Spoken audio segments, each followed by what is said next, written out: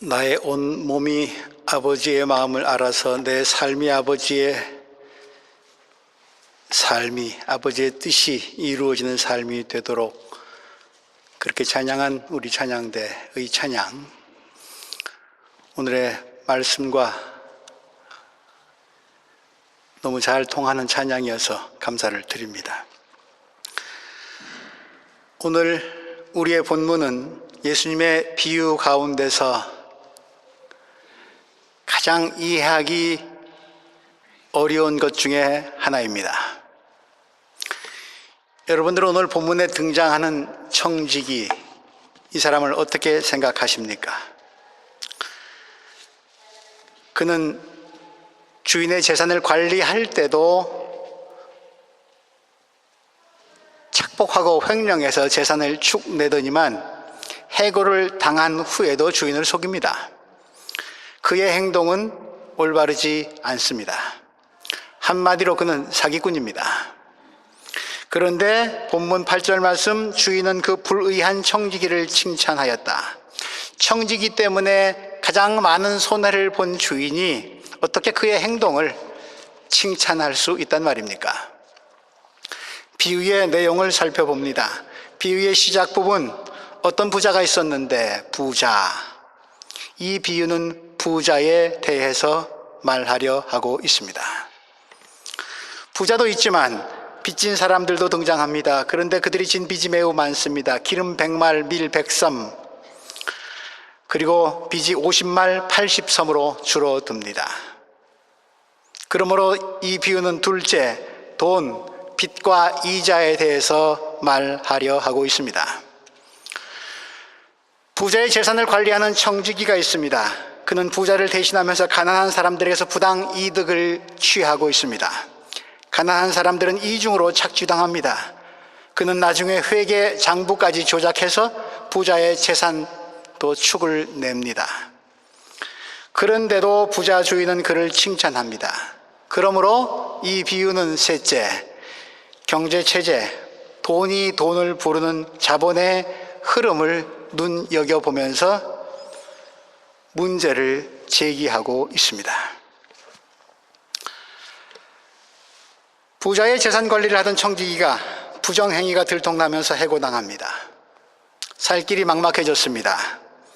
3절 말씀, 땅을 파자니 힘이 없고 빌어먹자니 창피합니다. 한계의 상황에 몰린 그는 한 가지 비상한 대책을 생각해냅니다. 4절 말씀, 옳지 내가 무엇을 해야 할지 알겠다. 부자의 그늘에서 가난한 사람들을 등쳐먹으며 살아왔던 그가 이번에는 아주 정반대 방향으로 머리를 굴립니다. 이전과는 전혀 다른 이상한 계산을 하기 시작합니다. 그는 빚진 사람들을 부릅니다. 불려온 채무자들은 아직 청지기가, 그 중간 관리자가 해고당했다는 사실을 모르고 있는 상태입니다. 그들은 아마도 청지기가 주인으로부터 무슨 중요한 명령을 시달받고 그것을 전해줄 것이라, 또 우리를 괴롭히는 그런 무슨 말을 할 것이라 생각하면서 어깨를 축 늘어뜨린 채 청지기로 옵니다. 무슨 일이십니까? 김소방, 자네 빚이 얼마나 되지? 부자의 재산 관리를 하면서 중간에서 이문을 빼먹었던 그가, 어떤 면에서는 부자보다 더 미움을 받았던 그가, 채무자 한 사람 한 사람이, 김서방, 이서방, 박서방이 빚이 얼마인지 그가 모를 리가 없습니다. 빚이 얼마냐고 다시 되묻는 그의 의도가 의심스럽습니다. 질문을 받은 채무자는 즉시 생각합니다. 이것도 필시 이자를 올리려는 게구나. 겁이 납니다. 그리고 화가 치솟습니다. 죽어버리고 싶습니다. 아니, 죽여버리고 싶습니다. 그는 이를 악물면서 대답합니다. 기름 100말입니다. 기름 100말, 당시 화폐 가치로 환산을 한다면 노동 1000데나리온, 노동자 하루 품삯이 1데나리온이었는데 1000일 동안 일해야 벌 수 있는 그런 정도의 액수입니다. 상당히 많은 액수의 빚을 졌습니다. 그러자 청지기는 갖고 있던 빚 문서를 꺼내며 말합니다. 이거 당신 차용증 맞지? 거기 안 깨나? 50말로 고쳐 쓰게나. 50% 절반으로 뚝 잘라서 깎아주겠으니까 자필로 다시 문서를 작성하라는 말입니다. 예? 박서방에게 묻습니다. 당신 빚이 얼마요? 밀 100섬입니다. 당시 화폐 가치로 따지자면 일용직 노동자 2,500일 품삯에 해당합니다. 평생 벌어도 못 갚을 빚 같습니다. 여기 당신 빚 문서 있어. 80말로 고쳐 쓰시오. 20% 탕감해 주겠다고 선심을 쓰는 겁니다. 예? 빚진 사람들은 이게 무슨 말인가 싶습니다. 어안이 벙벙해집니다. 세상에 이런 일도 다 있나 싶습니다. 살다 보니 이런 날도 오네. 멍하니 청지기를 쳐다봅니다. 그러자 청지기가 재촉합니다. 얼른 쓰라니까. 청지기는 지금 또 부정을 저지르고 있습니다. 이전에는 주인의 돈을 횡령하더니 이번에는 문서까지 위조하고 있습니다. 그런데 이번에 저지르는 그의 부정은 왠지 아주 밉지는 않습니다. 해고당한 청지기가 한 일은 빚에 허덕이는 사람들의 빚을 줄여주는 일이었기 때문입니다.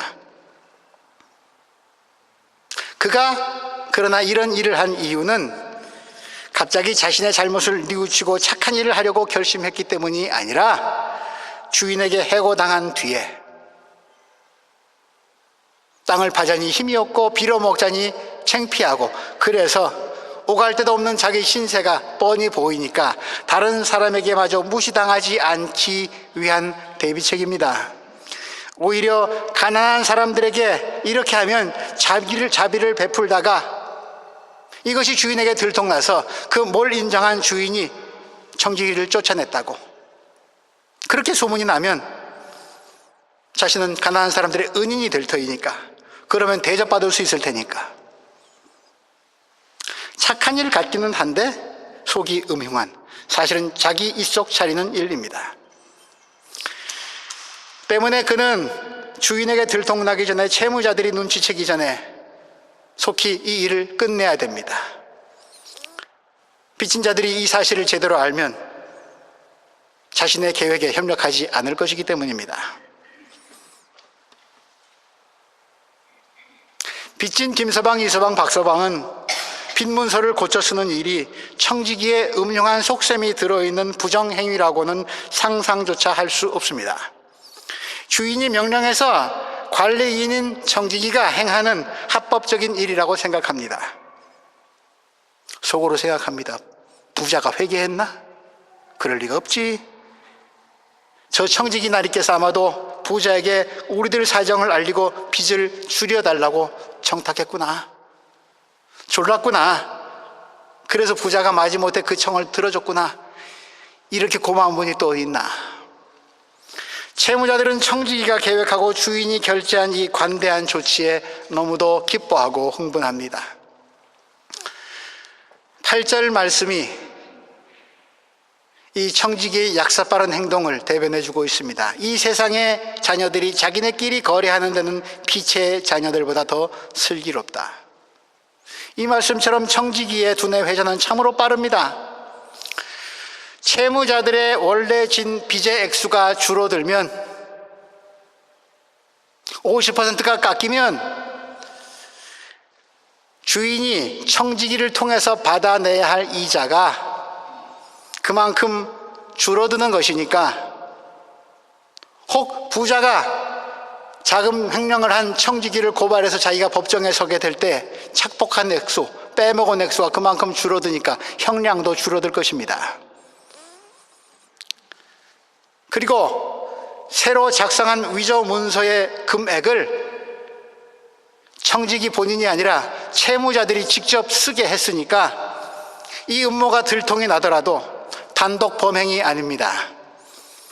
자필로 문서를 고쳐 쓴 채무자들이 공범이 되고 말았습니다. 물에 빠져도 혼자 안 빠집니다. 잡고 늘어집니다. 참 영악합니다. 아니 사악하다고 말하는 게 더 옳을 것 같습니다.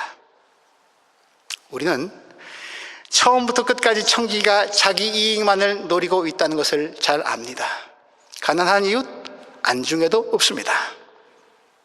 그런데 이상하게도 결과적으로는 그는 빚진 자들을 위해서 선한 일을 한 꼴이 되고 말았습니다.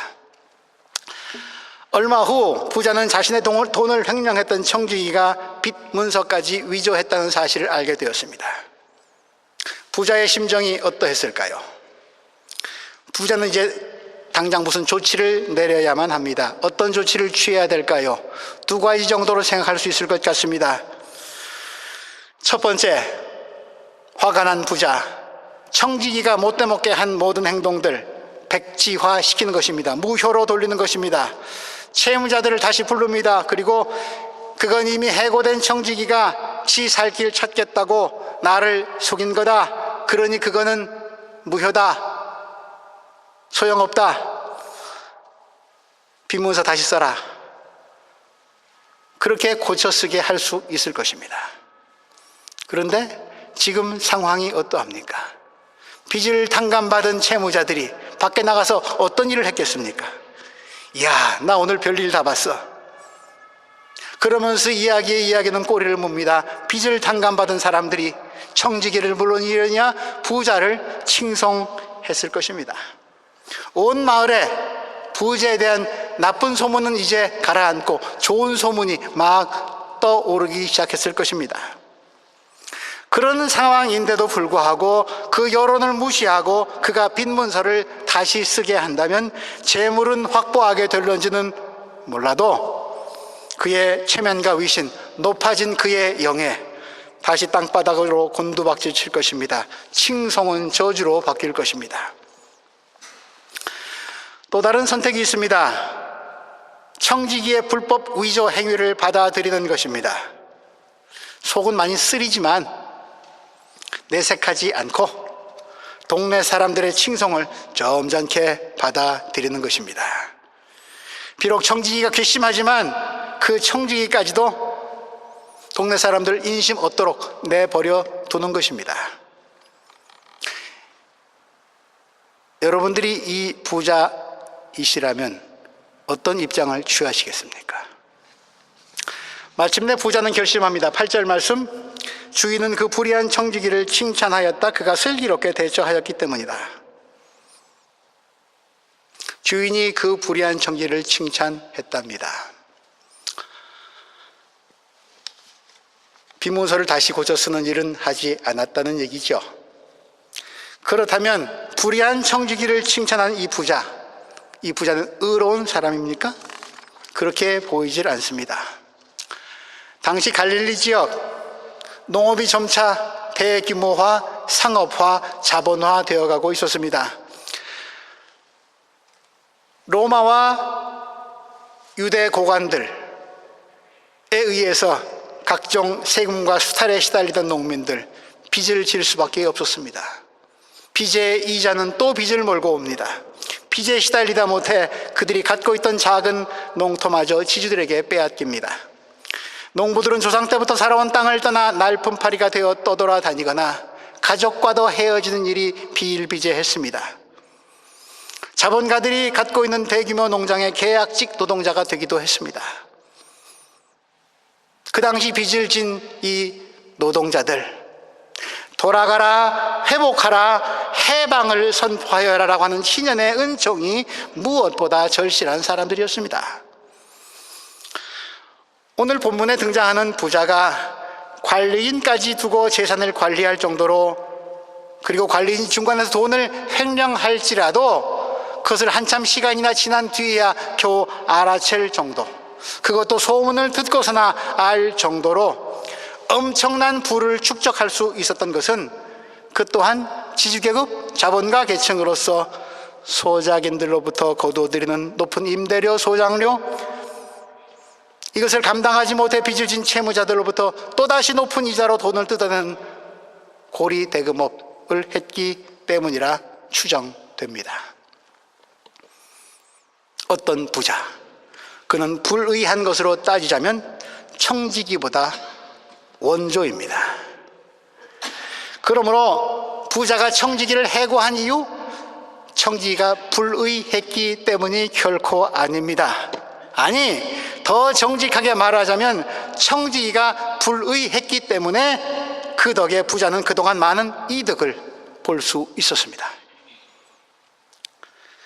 부자가 청지기를 해고한 이유는 청지기가 자신의 재산을 횡령했기 때문입니다. 그리고 해고당한 청지기는 부자에게 안갚음을 했습니다.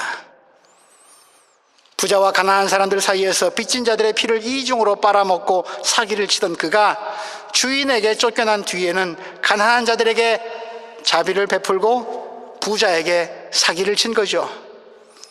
마지막 장면에 관객들이 상상도 못했던 반전을 보여주는 영화 같습니다. 부자와 청지기 사이에 일어난 사건들의 자초지종을 알게 된 동네 사람들, 특히 빚을 탕감받는 사람들의 표정이 어떠했을까요? 청지기의 복수가, 그리고 불의한 청지기에 당하고 나서 그를 마지못해 칭찬하고 있는 겉다르고 속다른 주인의 씁쓸한 한마디가 왠지 통쾌하게 느껴지지 않으십니까? 웃음을 짓게 만들지는 않습니까? 왜 그렇습니까? 하나님이 이스라엘 백성들에게 주신 율법, 계명에는 이자 받는 것을 철저하게 금지하고 있습니다. 여러분들이 오늘 받으신 주보 오른쪽 면에 율법의 구절들이 기록되어 있습니다. 출애굽기 22장, 너희 가운데서 가난하게 사는 나의 백성에게 돈을 구워 주었으면 너희는 그에게 빚쟁이처럼 재촉해서도 안 되고 이자를 받아서도 안 된다. 레위기 말씀, 이자를 받아도 안 되고 어떤 이익을 남기려고 해서도 안 된다. 너희가 하나님 두려운 줄 안다면 너희의 동족을 너희 곁에 데리고 함께 살아야 한다. 이자 받을 목적으로 돈 꿔주지 말아라. 신명기 말씀, 당신들은 동족에게 구워 주었거든 이자는 받지 마십시오. 이자 받아서는 안 됩니다. 철저하게 이자로 돈을 부르는 증식, 재산 축적 금지하고 있습니다. 어떻게 수천 년 전에 하나님은 자본의 생리를 이토록 잘 꿰뚫고 계셨는지 모르겠습니다. 그런 면에서 부자와 청지기, 그들은 모두 법을 지키지 않고 무시한 사람들입니다. 그런데 그런 불의한 자들에게 유린당했던 법이 현실에서 이루어지고 있습니다. 그들의 본래 의도가 그게 아니었다고 할지라도 말입니다. 그렇습니다. 이 비유는 지배 계층과 그들에게 결탁한 중간 계층들이 가난한 사람들을 어떻게 짓밟고 어떻게 부를 축적하는지 여실히 보여주고 있습니다. 부정과 불의를 고발하고 있습니다. 주님은 그 불의를 지금 비유 말씀을 통해서 보여주고 계신 것이죠. 그러면서도 동시에 이 비유는 하나님의 뜻은 사악한 사람들의 생각과 행동에도 불구하고 이루어지고 있음을 아주 드라마틱하게 보여주고 있습니다. 물론 예수님이 불의한 방법을 통해서라도 하나님의 뜻을 실현해라 라는 취지로 이 말씀을 하신 것은 아닙니다. 오늘 8절 말씀, 주인은 그 불의한 청지기를 칭찬하였다. 주님은 청지기의 불의를 콕 집어서 지적하십니다. 나쁜 방법을 통해서 선한 목적 달성하는 것 용납하지 아니하십니다. 그럼에도 불구하고 하나님의 뜻은 인간의 계획이나 판단으로는 예측하기 어려운 사건들을 통해서도 점진적으로 이루어져 가고 있다. 언젠가는 하나님의 위대한 혁명이, 반전의 역사가 이루어질 것이다 라고 하는 것을 확언하고 계십니다. 누가복음 12장 13절 이하, 여러분들이 잘 아시는 어리석은 부자의 비유가 그러합니다. 탐욕으로 재산을 잔뜩 모은 부자가 거들먹거리면서 말합니다. 내 영혼아, 여러 해 동안 쓸 많은 물건 쌓아두었으니 너는 마음 놓고 먹고 마시고 즐겨라. 그러자 그날 밤에 하나님께서 그의 영혼을 되찾으십니다. 부자의 어리석음과 교만, 그것은 그가 불의하게 축적한 재물이 가난한 사람들의 몫으로 돌아가게 하는, 요즘 말로 하면 부자의 교만은 사회 동기, 계기가 됩니다. 하나님의 뜻은 하나님을 무시하는 부자의 교만과 어리석음에도 불구하고 성취됩니다. 우리가 잘 아는 요셉의 경우도 그러하지요. 형들 요셉을 인신매매했습니다. 이처럼 반인륜적인 행동이 어디 있단 말입니까? 자기 형제를 몸값을 받고 팔다니요. 그러나 그들의 반인륜적인 행동이 훗날 오히려 그들에게 구원을 가져다 줍니다. 창세기 50장 20절 말씀, 창세기 전체를 요약하는 주제의 말씀이라고도 해도 과언이 아닌 요셉의 신앙 고백, 그리고 하나님의 역사 섭리. 형님들은 나를 해치려고 했지만 하나님은 오히려 그것을 선하게 바꾸셔서 오늘과 같은 수많은 사람의 생명을 구원하셨습니다. 하나님의 뜻은 이렇게 역설적인 방법을 통해서도 이루어집니다. 하나님이 허락하신 물질, 쓰라고, 넉넉하게 쓰라고, 나누면 더욱 넘쳐날 것이라고 주신 물질, 그것이 소수의 세력에 의해 독점되고 있는 오늘, 우리는 내 생각과 의도와는 다르게 역설적인 방법으로 하나님의 뜻을 이루어 드리는 불의한 청지기가 아니라 하나님의 뜻이 악과 어둠을 뚫고 마침내 반드시 이루어질 것을 믿으며 나를 향하신 하나님의 뜻을 묻고 좇는 선한 청지기가 되어야 할 사람들입니다. 오늘 기도하신 집사님이 그렇게 기도하셨듯이 내 배를 채우는 일에서 돌아서서 하나님의 나라와 그의 뜻을 묻는 그런 주의 자녀들이 되어야 할 사람들입니다. 모든 것이 제자리를 찾아 돌아갈 수 있도록 세상을 돌보고 이웃을 섬겨야 할 신년의 사람들입니다. 그러므로 오늘 이 어려운 오늘의 비유 말씀은 자본이라는 이름을 하고 우리에게 달겨들고 있는 저 악마, 악의 세력에 휘둘리고 있는 우리를 또 다른 세계로 안내합니다. 은혜의 세계입니다. 청지기는 뜻하지 않게 하나님의 율법을 실천했습니다. 공의를 실천했습니다. 부자도 뜻하지 않게 재물을 포기하고 나누어 줍니다. 그 누구보다도 빚진 사람들이, 가난한 사람들이 뜻하지 않게 빚을 탕감받는 희년을 경험합니다. 역설적이지만 자신의 뜻을 거슬러 하나님의 뜻을 이루는데 다들 한몫들을 했습니다. 모두 하나님의 은혜를 입은 사람들이 되었습니다. 모든 사람들을, 이 비유에 등장하는 모든 사람들을 다 머쓱하게 만들고, 그거 내가 한 게 아닌데 이렇게 좋을 수가, 머쓱하게 만들고 웃음을 짓게 하는 하나님의 유머입니다. 하나님의 은혜입니다.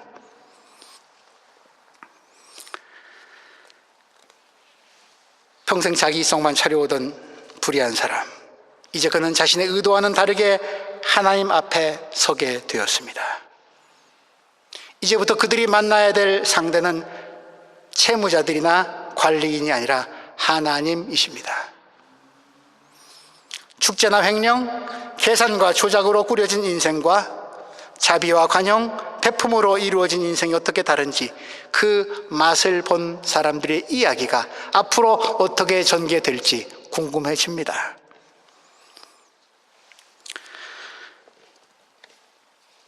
짧은 인생 사는 우리가 결코 놓치거나 잃어버려서는 안 되는 것들이 무엇인지, 어떤 원칙을 따라 살아야 할지, 이 이야기는 우리에게 교훈을 주고 있습니다. 주님은 말씀하십니다. 너희 모두는 두 세계 중에 하나에 속한다고, 두 길 중에 한 길 걷고 있다고. 세상의 자녀와 빛의 자녀. 세상의 자녀들은 자기들이 믿고 확신하는 대로 자본의 논리에 따라서, 힘의 논리에 따라 일관되게 살고 있지만, 빛의 자녀들은 안타깝게도 마음이 자주 흔들린다고, 갈팡질팡한다고. 부와 명예와 쾌락을 얻는 일이라면 그토록 죽기 살기로 매달리는 세상 사람들처럼 빛의 자녀들이 하나님의 자비와 용서와 은혜가 이루어지는 세상을 위해, 희년 세상을 위해, 하나님 나라를 위해 그렇게 슬기롭고 열정적이라면 세상은 마침내 바뀔 것이라고. 그 변화의 물결을 일으키는 일에 내가 너희들을 불렀노라고 주님은 오늘 우리에게 말씀하십니다. 기도합니다. 하나님, 우리 모두 다 청지기인데 훗날 주님 앞에 섰을 때 그 앞에 어떤 형용사가 붙을지 조심스럽습니다. 맡겨주신 것 참 많은데 없는 것, 그것 때문에 불평하고 투덜거리고 아까운 시간들, 인생들 낭비하고 있지는 않은지 돌아보게 하시고 내게 맡겨주신 것 의롭게 잘 관리하고 있는지 쓰고 있는지 점검케 하여 주옵소서. 우리 사는 이 세상이 신년을 꿈만 꾸는 세상이 아니라 그 세상 위에서 내 작은 땀 한 방울이라도, 사랑의 한 땀이라도 뜨는 은총의 사람들 되게 하여 주옵소서. 예수님 이름으로 기도합니다.